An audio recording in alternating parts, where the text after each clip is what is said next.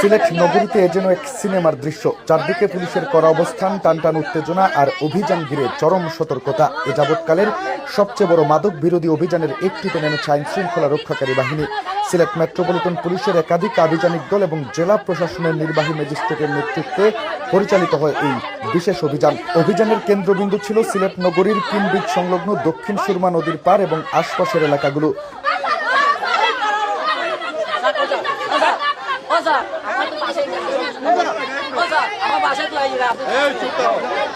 দুপুর থেকে শুরু হওয়া অভিযানে একের পর এক তল্লাশি চালানো হয় বিভিন্ন স্থানে।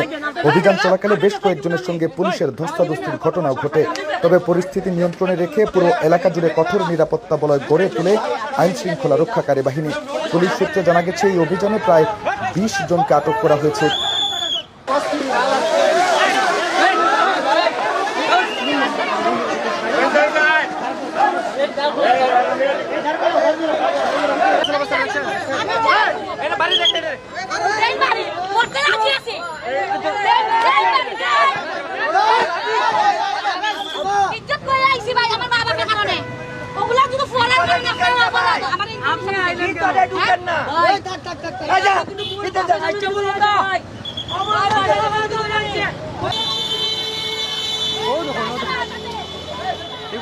একই সঙ্গে উদ্ধার করা হয়েছে বিপুল পরিমাণ মাদকদ্রব্য এবং মাদক তৈরির বিভিন্ন সরঞ্জাম।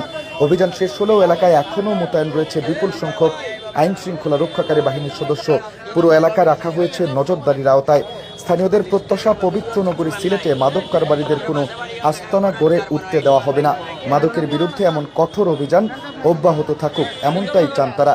মাদকের বিরুদ্ধে এই যুদ্ধ কতটা ফলপ্রসূ হয় সেটা এখনও দেখার বিষয়। তবে আজকের অভিযানে একটি স্পষ্ট বার্তা, সিলেটে মাদকের বিরুদ্ধে